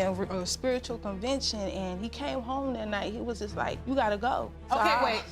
I just must stop you. You're in a relationship. A spiritual convention led to Mr. Gibbies wanting to throw Ms. Phillips out in the middle of the night. That's next-level wickedness. Anything could happen to that woman on the street. We need to hear more of this particular story. So he takes me to a hotel. I'm in the car crying, boo-hooing. I'm like, why? You know, why? He was like, he can't do this no more. He gotta do right. So I was like, okay. Okay, Mr. Gibbs, I have to ask you, is this true? Did you go home after the spiritual convention and put Miss Phillips out and take her to a hotel? A lot of stuff led up to this event. Not leaving with who you came to the party with is disrespectful for sure. But according to Ms. Phillips, she was trying to de-escalate the situation since she was closer to the family that had organized the event. 2 days later, I get a call from a mutual friend that says she was involved in the event. I called you and told you. My mutual friend told me first. They left and went to a party where I know what type of girl she is. She's a very promiscuous girl, put it like that, herself. So when she gets there, she's already in the car. Maybe Ms. Phillips is promiscuous, but why was Mr. Gibbs stuck with a promiscuous woman to the extent of allegedly getting her pregnant? Mr. Gibbs could have left the relationship and let Ms. Phillips have a good time like she desires. Where I was with, talking to a friend of mine outside during a party, and he was telling me, I was with this one girl, man. We was in the back seat, we doing it, and all of a sudden, a guy in a black car pulls up, and he was like, I said, the black car pulls up. He said, yeah. She told me to go ahead and let's get out because. Whew. What exactly is even happening? Miss Phillips being overly sexually active and Mr. Gibbies returning the favor. Seems like a perfect match made from heaven. But Mr. Gibbies finding out his friend digged his woman is crazy though. Relationship ever been positive? Yeah, it's been good. Yeah, it's been good. A lot of times, like, cause it's been times that we actually did things together. I mean, we acted like a family. He had his 2 girls, I had my boy. We was, you know, we was doing things we was supposed to do in a relationship. We just had a real relationship. It just, when he get in that mind frame where he assuming moment that something happened, it turned sour. Ms. Phillips gave up on the dirty lifestyle and wanted her relationship to work out with Mr. Gibbies. But Mr. Gibbies wasn't satisfied, even when Ms. Phillips was having a hard time with her family about it. In your statement to the court, you also talked about text messages. I hadn't went to jail for about 2 months. And when I got back out, first thing I'm gonna do is go through your phone. Multiple dudes are in there making flagrant text messages. Oh, I'm horny for you, daddy, and all this other kind of stuff. And that's a lie, it wasn't sexual. Tit for tat is wild. These two grown-ups could have just ended the sour relationship instead of bringing an innocent baby into it. The baby doesn't deserve to be in their messy situation, but it is what it is. Him, whatever, and we was getting into our relationship, he told me that he had been married before. My wife at the time was living in Mississippi. We had been legally separated for almost 2 years at that Well, point. I have a saying, a man is married until he is divorced. Yeah, true. If there's anything worse than being messy grown-ups, it should be given to these two. Mr. Gibbies is standing right there acting like he's not still caught up in a marriage as he hasn't officially divorced the woman. And Ms. Phillips is acting like it's the best thing to any and every man to pass in between her legs. This is really shitty. Maybe it's time to know if the innocent baby belongs to Mr. Gibbies or one of Ms. Phillips's side pieces. 2-month-old baby Jordan. Mr. Gibbs, this court has determined that you are her father. That's it. Mother and daughter in court trying to know the biological father of the additional member to their family is just a whole different ballgame. The supposed father in question isn't in any of the stands in front of Judge Lauren. How weirder can it be? Today we have the case of Coe v. Coe, mother versus daughter. Ms. Coe, you say you're here today because your daughter is an out-of-control teenager and she needs help. Furthermore, you claim that you have serious doubts that your daughter's boyfriend, Mr. Boyce, is the father of your 7-month-old grandson. You say Mr. Boyce has been a good father to the baby, but that your daughter has numerous sexual partners, and so he needs to know the truth. Is Mrs. Coe trying to protect Mr. Boyce, who her daughter says is the father of her child? Or Mrs. Coe just hates the fact that her daughter is a promiscuous young lady, and she would see to it that no man takes her words seriously? This is a dicey situation. Mrs. Coe wants to desperately prove that the baby is not for Mr. Boyce, so let's see how that will play out. Ms. Coe, please tell the court why you're here today. I'm here because my daughter is out of control. She has an issue with authority. She doesn't want to be told what to do, how to do, or why to do it. Give me specific instances. Okay. From Mummy's words, Ms. Coe is completely out of control, like her mother said, and wouldn't listen to anyone. Ms. Coe should be really grateful. It was a police officer her mother knew because hitting a police officer is a crime and Ms. Coe wouldn't have gotten off easily. Petition to the court, you stated something about damage to your home. Please tell me that. She made a phone call saying that I and my girlfriend had jumped on her because she still did not want to follow house rules. All I asked her to do was not disrespect the house. What? Ms. Coe sent a gang to destroy her mother's home and properties? This is way beyond control. That young woman needs to be ickies up alongside her gang friends. Who calls a gang on their mother, though? The answer is simple. Only Ms. Coe would do that. We will come back to her mother's girlfriend later. Every window, that's my house. That's me standing on the porch trying to take a picture because now I'm upset and I'm like, you know what? I cannot believe my daughter is gonna allow this to happen. And I couldn't believe your girlfriend jumped on me and I was pregnant. So she didn't jump on you. They didn't jump, they broke out windows, car. You didn't think they were going to do that. Did Ms. Coe call them to come help arrange their house or something? Talking about they took matters into their own hands. No girl. You gave them the permission to do so when you called them to come to the rescue. Is excessive, Right over the now, top, she's really and dangerous. dangerous. I want to know, how did you get here? Well, most children grow up with their mother, not their father. I grew up with my father because due to the fact she abandoned me when I was 2 years old. I did not abandon you. I was told she dropped me off when I was 2 years old and never came back. Oh, it's an abandonment kind of situation judging from Ms. Coe's words. But her mother is saying she never abandoned her as she had visitation rights and she always came over on the weekends. Ms. Coe seems to resent her mother, but allowing a gang to destroy her property is crazy. Them boys in in our house. If It y'all wasn't had a just problem, one y'all boy. would have put them out. If y'all had a problem, y'all would have enforced the rules and put them out. Did something. I'm a we child, found like you out said. that I'm they a were child. there, If it was what a did we problem, do? you should have put them out. If I'm a child. I need to clarify something on this. Ms. Coe, mom. Moved the gang into the house? Ms. Coe was really on a roll. She has shown her mother all kinds of negative behavior while even disrespecting her personal space. That's just way out of line. No mother would appreciate that. And we can't even blame Ms. Coe for not training her because she wasn't even living with her till she was a teenager. There was someone else. So when I find out she's pregnant, I go to the guy. I go to Larry. I say to Larry, look, as Zair's mother, I'm gonna keep it real with you. I've got to be 100. I say you need to get a DNA test. But as the girl, I was being real, and I said, I'm not gonna lie, but there is a possibility. This baby could be someone else. I didn't just say you're the. Zaire Coe's case is so complicated, even her own mother doesn't know what to do about it. Ms. Coe moved the gang into her mother's house. The gang of 7 were having sexual relationships with each other still under her mother's roof. And everything's messed up now as Ms. Coe isn't sure about her baby's biological father. Like, from the beginning, I knew it was a possibility, but at the same time, you know what I'm saying, he made me grow more, you know what I'm saying, since he been around. Cause my mom, she passed away. Once I told her about it, you know what I'm saying, she just, oh, that's my grandbaby. She buying him everything. I'm like, So your mom. Mr. Boyce says he lost his mother. That's sad. Oh well. Mr. Boyce is hoping that the baby will be his. Can't say the same for Ms. Coe and her daughter, but it would be nice if everyone gets to know the biological father of the baby to make the problem go away. Comes to baby Christian. Mr. Boyce, you are not the father.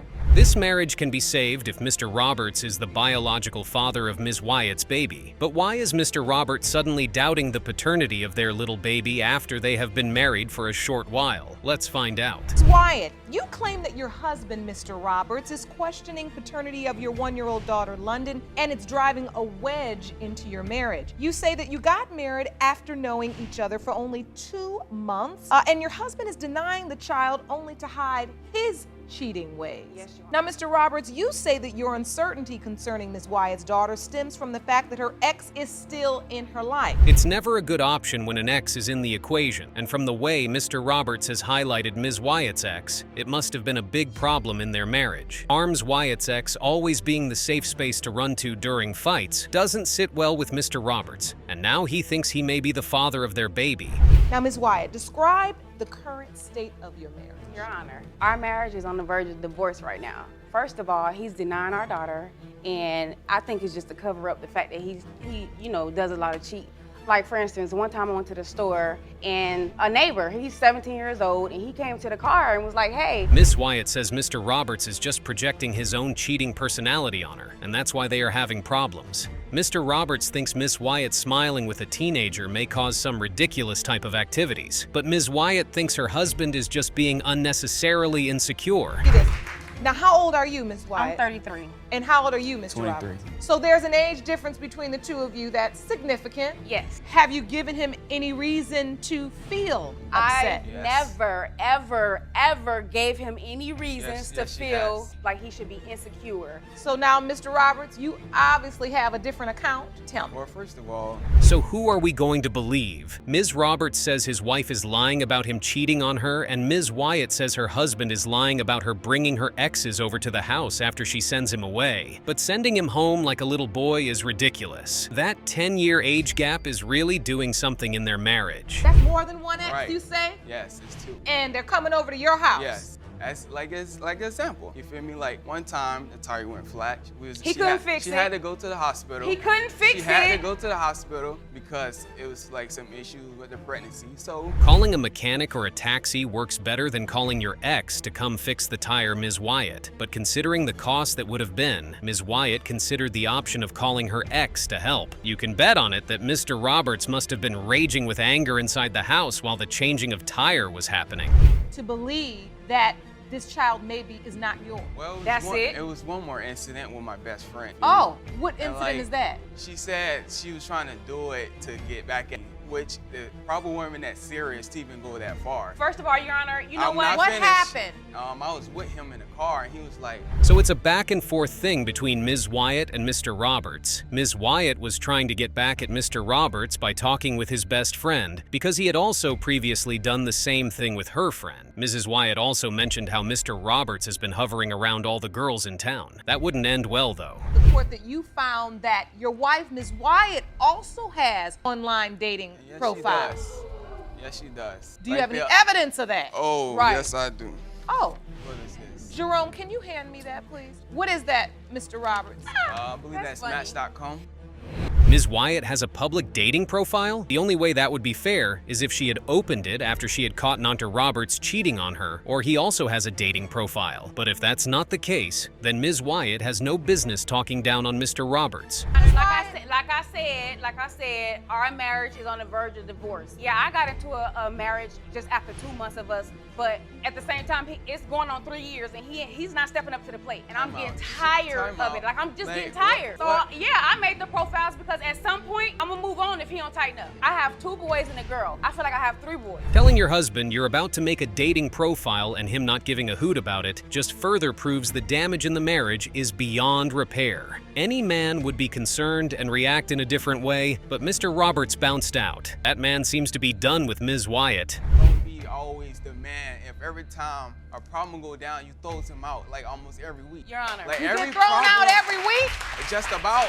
Everything. How is he with your daughter? I don't know. He's okay. He treats all the kids. Mr. Roberts gets thrown out every week? That's crazy. Both parties seem to have their flaws, but Ms. Wyatt wouldn't even let Mr. Roberts complete most of his sentences. Ms. Wyatt wouldn't stop telling either. So it's preferable everyone hears from her judge if the 23-year-old who gets thrown out every time is the father of the baby. Wyatt versus Robert. When it comes to 1-year-old London, Mr. Robert are her father. Exactly. Mr. Hill got the chance to get a test on his alleged fully grown teenager and desperately wants to know if he's the one that fathered him, or Ms. Harris has just been taking him for a fool as he has a whole lot of money for child support for 18 years. Mr. Hill, you have petitioned the courts for years to get a DNA test on Ms. Harris's 18-year-old son, Taman, because you've paid more than $50,000 in child support, but you're not certain he's your child. Ms. Harris's argument is that the 18-year-old son is a spitting image of his father, and that's about enough reason for Mr. Hill to stop doubting the paternity of the child. While that's fair, it still doesn't mean he can't doubt the paternity if he's not certain about if he fathered the boy or not. $50,000 in child support for a child you don't think is yours. Yes, Your Honor. Now, why don't you think he's yours? Basically, she had sexual intercourse with somebody else. Excuse me, All Your right. Honor. Excuse me. Okay, so hold on. What, Ms. Harris? He's a liar.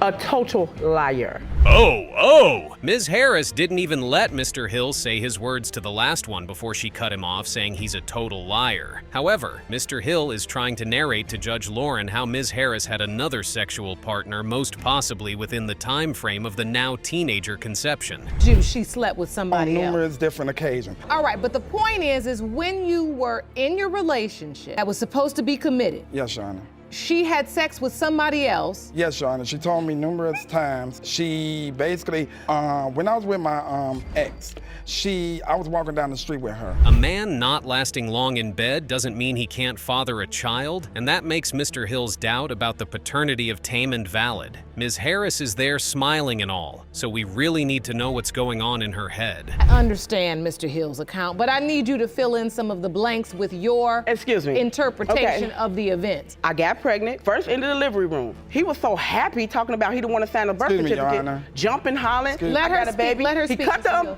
the umbilical cord, everything.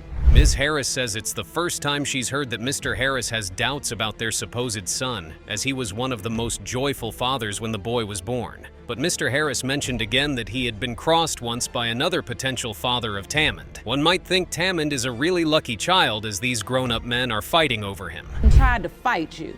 What other evidence do you have that she was sleeping with somebody else during the time Tamon was conceived? The always on the phone. I'm talking to her. She put me on hold for 5-10 minutes, something like that. Mr. Hill believes that while Mrs. Harris was putting his call on hold for minutes, she was definitely talking to other men, and that corroborated his doubt about him not being the biological father of the 18-year-old boy. Yes, Your Honor. We get to the place where she's having the baby, though. Right. And you signed the birth certificate. Yes, I did. And you end up paying child support. Yes, I was young and dumb, basically. I paid over $50,000 in child support, not knowing what to do, who to talk to, who to lead me and guide me in that right direction, telling me, don't sign the birth certificate until, since you have these doubts, don't tell. Probably Mr. Hill didn't go to Taman's 8th grade graduation because of the doubts he had in his mind about the paternity of the boy. And Ms. Harris not showing up on court days and creating excuses for not proceeding with the DNA test just puts her in a negative light. Regina Holmes, I'm LaToya's mother. Thank you, Ms. Holmes, for joining us today. What do you know about this? Mr. Hill, you need to be ashamed of yourself. Are you blind, Chris? Are you blind? I'm not blind. Do you see him, Chris? That look exactly like Do you see him, Chris? Ms. Holmes just dished a different meal to Mr. Hill. Ms. Holmes turned the entire case upside down. Yeah, no one can deny the resemblance of Tamand and Mr. Hill, but it's not a crime Mr. Hill wants to clear his doubts about if he's the real father or not. Thank you for being here, young man. I know this is hard for you to listen to, all these adults just arguing back and forth, but I want to understand from your perspective. What has this been like? Did you grow up with the understanding that Mr. Hill was your father, your biological father? Yeah. Were you ever told anything different? No. That's one of the saddest things we will hear on paternity court. Tamand doesn't have a relationship with father, and he's already 18. That's so unfair to the young man. Let's cut to the chase and know if Mr. Hill will realize he is messed up for not being a present father, or his intuition about not being the father of the boy will come to pass. Versus Harris, pertaining to whether Mr. Christopher Hill is the biological father of 18-year-old Tamand Hill. It has been determined by this court